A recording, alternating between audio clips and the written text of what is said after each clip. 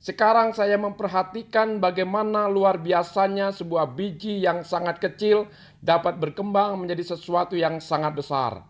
Telah bertumbuh pesat, ia telah menyebar ke seluruh Inggris Raya dan Irlandia, bahkan ke daerah-daerah lainnya. Gerakan ini berjalan dalam satu peraturan, mengetahui agama adalah bagian dari jiwa yang suci, kudus dan berusaha menyembah Allah, dan bukan dalam ucapan atau hanya di permukaan saja, tetapi juga dalam roh dan kebenaran. Semboyan Wesley yang paling terkenal adalah "The world is my Paris", tetapi dia menemukan bahwa perubahan ini bukanlah ketika ia mengarungi dan menyeberangi lautan sebagai misionaris, melainkan ketika dia gagal melakukannya. John Wesley adalah seorang yang dipimpin Roh Kudus dan jenius sebagai pembawa gerakan kebangunan rohani, pembaharuan kekristenan pada abad ke-18. Dia bukan hanya menciptakan dasar-dasar misionaris Protestan, melainkan melalui pelayanannya banyak orang yang mengerti dan mengalami kasih Allah, kepemimpinan Kristen dan persaudaraan di antara manusia. Pengaruh sebelumnya. Visi John Wesley akan dunia tempat pelayananku, akar atau dasarnya ditemukan jauh sebelumnya. Keluarga, keagamaan, dan faktor politik datang secara bersamaan dalam kehidupannya. Dorongan hati yang kuat dan motivasi yang kuat sangat menonjol dalam warisan keluarga Wesley dalam hal misi, baik dari kakek maupun dari ayahnya, bahkan dari ibunya Susanna Wesley. Kakak Wesley telah sungguh-sungguh mencoba menjadi misionaris dan mencari kesempatan untuk pergi ke Suriname, tetapi keluarga tidak mendukungnya, juga ke Maryland, tetapi ini pun tidak berhasil karena pintu tertutup untuknya. Ayah John Wesley, yakni Samuel Wesley, juga berkeinginan menjadi misionaris dan pergi ke negara-negara timur di Asia, tetapi dia pun tidak memiliki kesempatan untuk pergi, walaupun dia ingin hidupnya berarti untuk misi Allah, untuk menyelamatkan umat manusia dan dunia. Susanna Wesley pun ingin atau mempunyai hasrat yang kuat dalam hal misi. Ia pernah bekerja di dalam badan misi pada tahun 1712. Sikap hati Susanna Wesley direfleksikan kemudian pada misi anak-anaknya.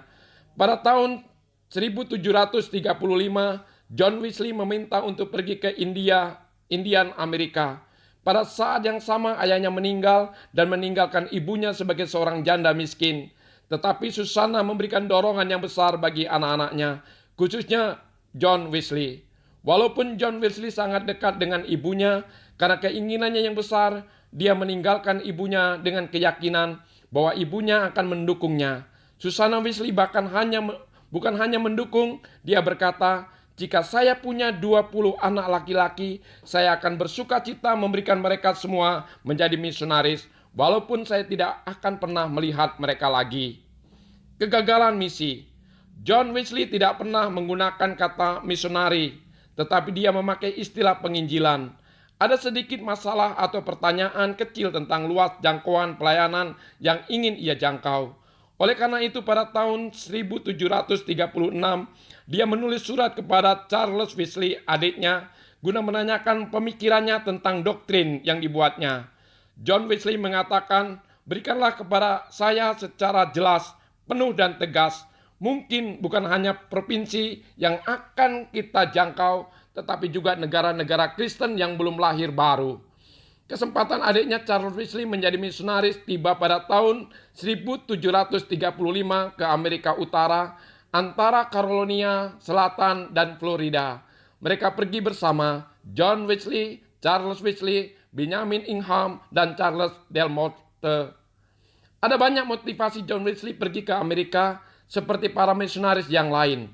Dia mempunyai konsep yang salah tentang daerah yang akan dikunjunginya. Daerah yang dia kunjungi adalah daerah yang masih liar, primitif, yang didiami oleh suku Indian. Dia bisa hidup dengan segala apapun yang tersedia, tetapi pergi ke Amerika adalah supaya keselamatan jiwanya terjamin. Wesley berharap mempelajari Injil Kristus yang sebenarnya melalui khotbah kepada orang-orang yang belum percaya kepada Tuhan, tetapi dia tidak menemukan apa yang dicari. John Wesley menyadari bahwa dia masih mencemaskan keselamatan jiwanya sendiri. Dalam catatan bukuan hariannya, Wesley menulis, Sudah 2 tahun saya melayani suku Indian, menyampaikan kebenaran Injil, tetapi apa yang saya peroleh untuk diri saya sendiri? Saya pergi ke sana untuk mengubah kehidupan orang lain, tetapi bukan kehidupan saya sendiri. Wesley di dalam melaksanakan misi menyesali kegagalan kerohaniannya. Orang-orang Moravian. John Wesley meninggalkan Georgia dengan penuh kekecewaan. Dia sebenarnya tidak gagal dalam pelayanan. Ketika dalam pelayanan ia bertemu dengan orang-orang Kristen Moravian yang mempunyai keyakinan yang teguh. Mereka mengatakan bahwa manusia itu diselamatkan hanya oleh karena iman kepada Yesus Kristus. Mereka yakin akan jaminan keselamatannya. Orang-orang Kristen Moravian ini menampakkan kehidupan yang penuh sukacita dan ini sangat jelas berlawanan dengan dirinya. Hal-hal seperti itu belum pernah diketahui dan dialami oleh John Wesley sebelumnya. Kekurangan kerohaniannya itu mencapai puncaknya ketika terjadi ombak besar di laut. Kapal yang mereka tumpangi terancam tenggelam karena ombak yang besar itu. Angin bertiup kencang mengancam mereka. Semua orang terlihat putus asa dan hilang harapan, kecuali orang-orang Kristen Moravian. Seperti halnya kisah perjalanan Rasul Paulus ke Roma yang kapalnya diterpa oleh ombak yang begitu hebat. Pada puncak ombak itu mereka justru berkumpul bersama, berdoa dan bernyanyi memuji Tuhan dengan gembira dan penuh sukacita. Peristiwa itu sangat dalam mempengaruhi John Wesley. Ketika mereka mendarat dengan selamat, seorang Kristen Moravian bernama Spak Gerbong menemui John Wesley. Mereka terlibat dalam suatu percakapan. Orang itu bertanya kepada John Wesley, apakah dia mengenal Yesus? Dan John Wesley menjawab, ya tentu saja. Saya percaya bahwa dia adalah penyelamat dunia. Benar, kata mereka. Tapi apakah kau tahu bahwa Yesus telah menyelamatkan dirimu? John Wesley menjawab, saya tahu dia telah mati untuk menyelamatkan saya. Sebenarnya John Wesley tidak gagal dalam pelayanan di Amerika. Ia mengenalkan iman, namun dia tidak bisa memimpin orang-orang pada kebebasan di dalam Yesus Kristus Putra Allah. Setelah kembali ke Inggris, seorang Kristen Moravian yang lain yaitu Peter Butler yang lebih muda 9 tahun dari John Wesley menemuinya. Butler memang lebih muda, tetapi dia mempunyai pengalaman yang lebih dalam akan hal-hal kerohanian daripada John Wesley. Dia sering berbicara dengannya, tetapi dia sering juga tidak dapat mengerti jalan pikiran dan pandangan-pandangannya. Pada masa-masa mengalami ketidaktenangan hati, John Wesley memutuskan untuk berhenti berkhotbah karena merasa dirinya sudah tidak cocok, merasa gagal dan tidak layak. Tetapi Butler justru terus mendorongnya untuk maju dan berkhotbah terus. Dia berkata, berkhotbahlah tentang iman sampai kau memperolehnya. Kemudian karena kau sudah mendapatkannya, kau akan mengkhotbahkan iman. Kemudian kehidupan baru yang diterima John Wesley melalui perjumpaannya dengan orang-orang Kristen Moravian menentukan kehidupan dan pelayanannya kelak. Juga tentang misinya dalam pengalaman dengan adiknya seperti Rasul Paulus meletakkan tunas pada misi dunia. Pengalaman John Wesley, hatinya dihangatkan. Hati John Wesley yang menyala-nyala untuk penginjilan dunia secara langsung disebabkan oleh pengalaman ketika hatinya dihangatkan. Melalui perjalanan ke gereja, dia telah menemukan bahwa dia telah memiliki Injil untuk para orang kafir. Alasannya, dia telah mempunyai Injil yang sangat memuaskan dirinya sendiri. Alkitab berkata, seorang petani yang bekerja keras haruslah yang pertama menikmati hasil usahanya. Pada suatu hari, John Wesley membuka Alkitab dan membaca, engkau tidak jauh dari kerajaan Allah. Dan pada sore hari, John Wesley mengikuti pertemuan di jalan Aldersgate. Dalam pertemuan itu, seorang membaca dari tulisan Martin Luther mengenai keselamatan. Bahan bacaan itu bekerja dalam hatinya. Keselamatan melalui iman akan kita peroleh di dalam Kristus. Pada saat ini dia merasakan suatu yang luar biasa terjadi dalam dirinya. Ia merasa hatinya dihangatkan. Peristiwa ini terjadi pada hari Rabu 24 Mei 1738 pada sore hari, kira-kira jam 20.45. John Wesley mengisahkan ketika ia sedang menggambarkan perubahan yang dikerjakan Allah dalam hati manusia melalui kepercayaan kepada Kristus. Hatinya merasa dihangatkan secara luar biasa. Itulah seruannya. Dengan ajaib ia percaya sungguh-sungguh bahwa Yesus Kristus dan dosanya diampuni, serta ia mengasihi Allah dan manusia. Orang-orang yang dia benci pun dapat dikasihinya. Charles Wesley beberapa hari sebelumnya mempunyai pengalaman yang sama. Mulai saat itu suatu dunia baru terbuka bagi pemikiran dan hati John Wesley.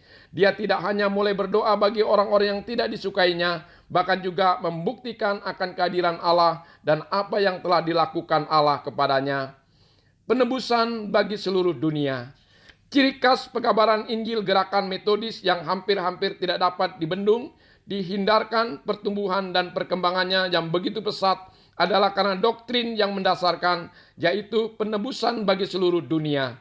John Wesley tidak mempunyai atau menciptakan doktrin yang bersifat aneh, serta yang menyimpang dari kebenaran Alkitab. John Wesley sampai akhir hidupnya tetap seorang pendeta ortodok dari gereja Inggris. Dia tidak membuat suatu penemuan baru atau menciptakan teori baru atau dogma baru tentang pekabaran Injil. Keistimewaan pengajaran John Wesley terletak pada penekanannya, yaitu mengkhotbahkan Kristus seperti yang dia alami sendiri dalam kehidupan dan jiwanya. Keistimewaan metodis ada pada persekutuan, kesaksian, seperti kehidupan orang-orang Kristen awal. John Wesley mengatakan, Kristus mati untuk semua orang, pintu kerajaan Allah terbuka lebar untuk semua orang, pesta perjamuan besar di rumah Bapa tersedia bagi semua orang. Tidak ada batasan, tidak ada pengecualian atau pilih kasih. John Wesley telah mendengar suara Allah yang memerintahkan untuk pergi ke semua tempat, untuk memanggil semua orang untuk berbalik dan hidup di dalam Allah. Misi kepada masyarakat luas. John Wesley tidak lama setelah mengalami pengalaman pencerahan, transformasi, perubahan yang besar oleh karena rahmat Tuhan, kemudian menyampaikan kepada semua orang tentang keselamatan yang diperoleh hanya oleh karena iman kepada Yesus Kristus.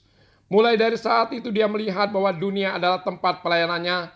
Setelah mengakui kepada semua tentang dirinya dan tentang apa yang telah dilakukan Allah untuk jiwanya, dia terbang secepat mungkin menyampaikan kabar baik kepada para penambang di tempat mereka bekerja yang gelap, kepada buruh tani dan industri, kepada penjahat besar, kepada para tahanan di sel-sel tahanan, kepada orang-orang kaya di Street John dan di Street Louis. Dia menawarkan keselamatan dengan berapi-api, baik untuk masyarakat kalangan atas maupun kalangan bawah.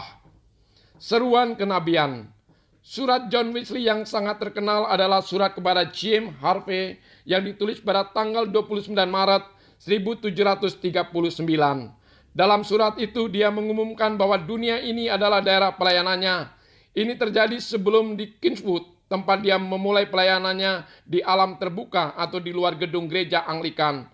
Setelah mengalami perubahan pandangan tentang penginjilan, John Wesley tidak lagi membatasi atau dibatasi oleh penghalang yang bersifat organisatoris gerejawi.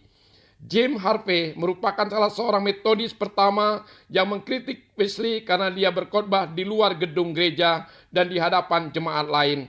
Tetapi John Wesley menjawab bahwa Allah dalam kitab suci yang memerintahkannya, sesuai dengan kekuatan untuk mengajar orang yang tidak berpengetahuan, memperbaiki yang berkelakuan jahat, menunjukkan perbuatan-perbuatan baik. Allah lah yang menyuruhnya untuk melakukannya. Pertanyaan John Wesley, siapakah yang harus saya dengarkan, Allah atau manusia? John Wesley terus menunjukkan bahwa dia membatasi pelayanannya. Ia tidak akan bebas bergerak menjangkau orang-orang Kristen yang lain dimanapun di muka bumi ini. Melihat kembali hal tersebut, kata-kata tampaknya adalah suatu suara kenabian. Wesley ditentukan untuk menjadi rasul bagi orang-orang awam dan masyarakat luas. Khotbah di lapangan terbuka. John Wesley tidak segera memilih cara berkhotbah di lapangan terbuka sebagai cara penginjilannya. Tetapi karena ia tidak boleh lagi berkhotbah di gereja Anglikan karena dianggap telah keluar dari jalan yang benar, akhirnya Wesley memutuskan untuk berkhotbah di alam terbuka. Gereja telah menutup pintu bagi pelayanannya. Walaupun begitu, ribuan bahkan puluhan ribu orang telah mendengarkan khotbahnya tentang pertobatan dan jalan yang benar menuju keselamatan. Langkah John Wesley yang berani berkhotbah di alam terbuka telah menentukan pola penginjilan dan menjadi contoh bagi orang lain. Dalam berkhotbah di lapangan terbuka, Wesley mengatakan, Allah telah ditemukan oleh mereka yang mencintainya, Saya tidak menemukan cara lain untuk menjangkau orang-orang yang diasingkan. Siksaan dan penderitaan. Siksaan dan penderitaan yang dipikul oleh pengkhotbah-pengkhotbah Metodis di lapangan terbuka yang pertama sulit untuk diungkapkan atau dijelaskan.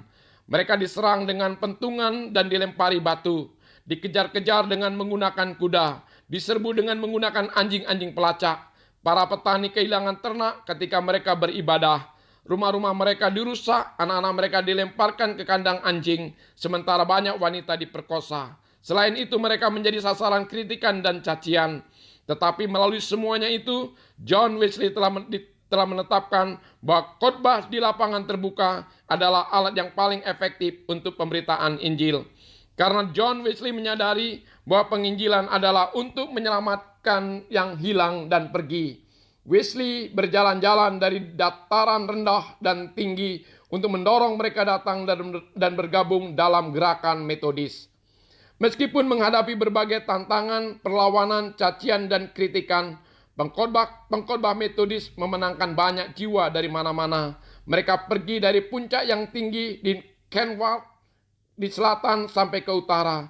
Para penginjil gerakan Metodis ini berkeliling menjelajahi negeri dari Atlantik sampai ke Laut Utara. Dalam waktu hanya 5 tahun, setiap sudut di negeri itu telah mendengar Injil, firman kehidupan. Semangat dan visi gerakan Metodis itu bukanlah hanya tertuju pada negaranya Inggris saja, Yerusalem mereka, tetapi seluruh dunia ada daerah pelayanan mereka. Khalayak ramai, masyarakat luas telah menjadi lahan bagi misi mereka. John Wesley kini telah memulai penginjilan yang paling besar dalam sejarah berkhotbah. Lebih daripada 50 tahun dia berkhotbah dan rata-rata 800 kali berkhotbah dalam setahun. Biasanya dia berkhotbah pada pukul 5 pagi hari. Sepanjang minggu dia berkhotbah pada pagi-pagi, siang dan malam. Pada usia 85 tahun dalam periode 8 minggu dia berkhotbah 80 kali. John Wesley adalah pendiri gerakan Metodis yang jenius. Pertama-tama di Inggris, kemudian di Amerika. Dapat dikatakan bahwa John Wesley telah menyelamatkan Inggris dari moral dan keagamaan yang buruk, serta menyelamatkan Inggris dari revolusi berdarah seperti yang terjadi di Prancis. Lebih daripada itu, John Wesley telah meletakkan dasar-dasar gerakan penginjilan modern. John Wesley adalah bapa rohani, lebih daripada 35 denominasi dan gerakan, termasuk gereja Metodis, Pentakosta, Nasare, Kekudusan, kelompok-kelompok karismatik, dan pembaharuan. Ia menulis dan menyampaikan khotbah-khotbah klasik tentang Roh Kudus. Diperkirakan ia telah menempuh perjalanan lebih daripada 400.000 kilometer dengan berjalan kaki dan naik kuda dan naik kapal laut untuk melakukan penginjilan dan menyampaikan 42.000 khotbah.